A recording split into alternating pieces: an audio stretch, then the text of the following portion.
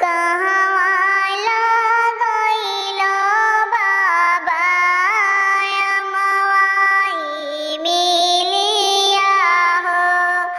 कहवा लगवलो बसवाड़ जी।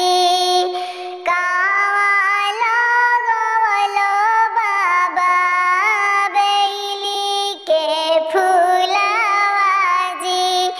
जे कर शीतल बयार जी।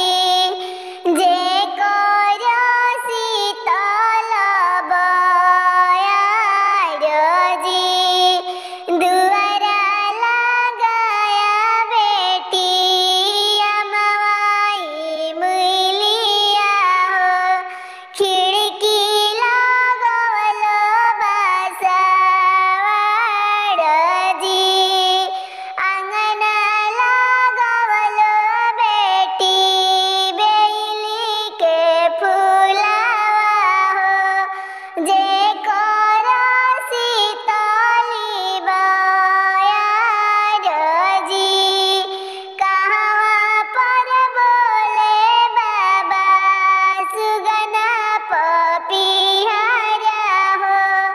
कहवा पर बोले काला कागजी।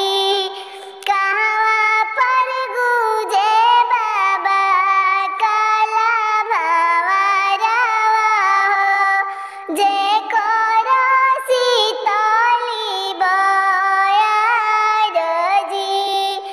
जे कर शीतली बयार जी। घनी बसा